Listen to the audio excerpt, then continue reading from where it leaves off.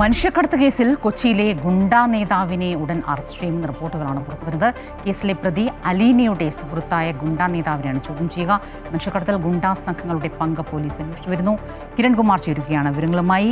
കിരൺ, ഒരുപക്ഷെ സംസ്ഥാനത്തെ അങ്ങേയറ്റം ഞെട്ടിച്ച ഒരു കേസാണ് ഈ മനുഷ്യക്കടത്ത്. മോഡലിംഗിൻ്റെ പേരിൽ സെക്സ് റാക്കറ്റ് പ്രവർത്തിക്കുക, യുവതികളെയൊക്കെ അന്യ നാടുകളിലേക്ക് കടത്തിക്കൊണ്ടുപോയി അവരെ അങ്ങേയറ്റം ക്രൂരമായി പീഡിപ്പിക്കുക എന്നടക്കമുള്ള കാര്യങ്ങൾ, അവരുടെയൊക്കെ ശബ്ദ സന്ദേശം അടക്കം പുറത്തു വന്നു. പക്ഷേ ഇതുമായി ബന്ധപ്പെട്ട് ഏതാണ്ട് ഒരു 5ഓളം സ്ത്രീകൾ ഈ കേസിൽ പ്രതികളായിട്ടുണ്ട്. എത്ര പേരുടെ അറസ്റ്റാണ് ഇപ്പോൾ ഇതിനോടകം തന്നെ ഉണ്ടായിരിക്കും? ഞാൻ മനസ്സിലാക്കുന്നതനുസരിച്ചാണെങ്കിൽ സിന്ധു അവർ മുംബൈയിലാണ്. അവർ ഇന്നിപ്പോൾ സംസ്ഥാനത്തേക്ക് ചോദ്യം ചെയ്യലിനായി കൊണ്ടുവരുമെന്ന് മനസ്സിലാക്കുന്ന ഒരു മുഖ്യ പ്രതി സിന്ധു ആണോ എന്നെനിക്കറിയില്ല. പേര് സിന്ധു മലീനെ നേരത്തെ മരട് പോലീസിൻ്റെ കസ്റ്റഡിയിൽ തന്നെയുണ്ട്.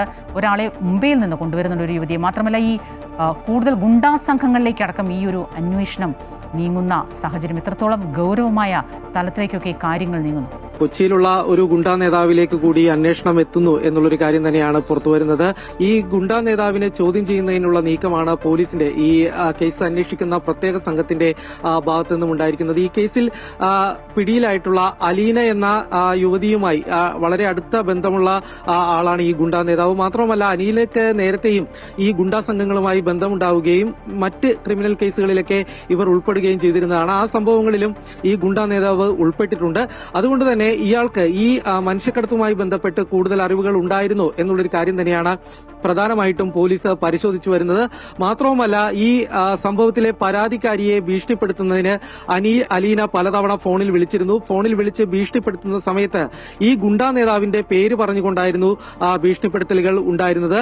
അതുകൊണ്ട് തന്നെ ഇയാളുടെ പങ്കിനെ സംബന്ധിച്ചുള്ള കാര്യങ്ങളാണ് പ്രധാനമായിട്ടും പോലീസ് അന്വേഷിച്ചു വരുന്നത്. അതേസമയത്ത് തന്നെ ഈ കേസിൽ പിടിയിലായിട്ടുള്ള ഒന്നാം പ്രതിയായിട്ടുള്ള സിന്ധുവിനെ ഇന്ന് കൊച്ചിയിലേക്ക് എത്തിക്കും എന്നുള്ളൊരു വിവരം കൂടി പുറത്തു വരുന്നുണ്ട്. കഴിഞ്ഞ ദിവസമാണ് ഗുരുവായൂർ സ്വദേശിനിയായിട്ടുള്ള ടോയ്സി സിന്ധു എന്ന 50 വയസ്സുകാരിയെ മുംബൈയിൽ നിന്ന് പിടികൂടിയത്. ഇവരാണ് ഈ കേസിലെ മുഖ്യപ്രതി.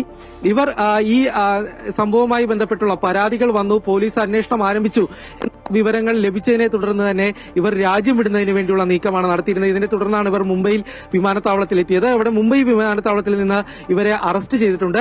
ഇന്ന് ഇവരെ കൊച്ചിയിൽ എത്തിച്ച് ചോദ്യം ചെയ്യലടക്കമുള്ള നടപടികളിലേക്ക് കടക്കും എന്നുള്ളൊരു കാര്യമാണ് പോലീസ് അറിയിച്ചിരിക്കുന്നത്. നിലവിൽ ഈ സംഭവവുമായി ബന്ധപ്പെട്ട് 3 പേരാണ് അറസ്റ്റിലായിട്ടുള്ളത്.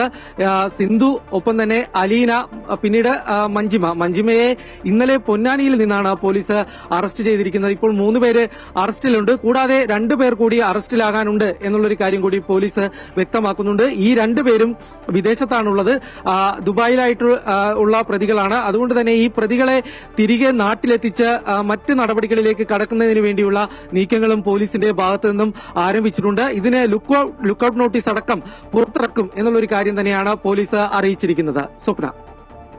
കിരണാണ് വിവരങ്ങളുമായി ചേർന്നത്. മനുഷ്യക്കടത്ത് കേസിൽ ഗുണ്ടാ നേതാവിലേക്ക്, ഒരു പ്രമുഖ ഗുണ്ടാ നേതാവിലേക്കൊക്കെ ഈ അന്വേഷണം നീങ്ങുകയാണ്. ഇയാളുടെ പേര് പറഞ്ഞാണ് ഈ പ്രതി അലീന ഈ സ്ത്രീകളെയെല്ലാം പലപ്പോഴും ഭീഷണിപ്പെടുത്തിയിരുന്നത് എന്നടക്കമുള്ള കാര്യങ്ങളാണ് പുറത്തുവരുന്നത്. കൂടുതൽ പേരിലേക്ക്, കൂടുതൽ അറസ്റ്റിലേക്കൊക്കെ കാര്യങ്ങൾ നീങ്ങുന്നുവെന്ന് കിരൺ റിപ്പോർട്ട് ചെയ്യുകയാണ്.